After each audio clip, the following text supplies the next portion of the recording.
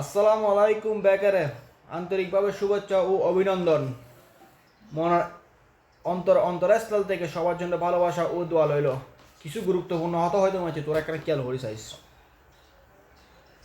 18 বছর পড়ালেখা করানোর পর যখন চাকরিলাই যা মানুষ, তখন চাকরি থাকা অভিজ্ঞতা আছে কিরে বেড়া। তা 18 বছর পড়ালেখা করছে কেন? এটা তো পড়ালেখা আসলে ইতিহাস, চাকরির অভিজ্ঞতা তো কিছু আসি। এবার পড়ব কি দিব লগে মামু হওয়াল চাবনি হার হ। দ্বিতীয় প্রশ্ন, কম্পিউটার পারেন? স্কুল কলেজত কি কম্পিউটার শিখাই নাই রে ওটা? আর বজন হয় স্কুলত কম্পিউটার আছে, নামে আছে হামে কিছু না। কলেজ আছে, কলেজ কি রে? অন হরন অফ করন এর দূর সীমাবদ্ধ। তুই কবে কেন পারবি কি আর হ? এবার 18 বছর ফোন দিনই হরলা হরানোর পরে টিয়া হুসো খরচ করানোর পরে এবার হরিব কি আবার কম্পিউটার শিখবে এক্সট্রা 3,000 4,000 5,000 টিয়া কোর্স করিব।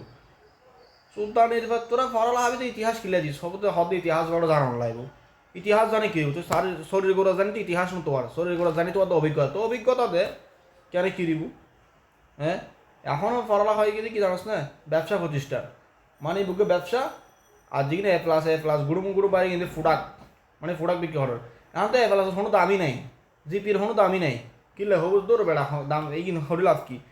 তুই হরদ কি সরি হরি তোর না হরর আর আমি ফলা নহরি হদ নাই এত বড়ে বেতন পাই।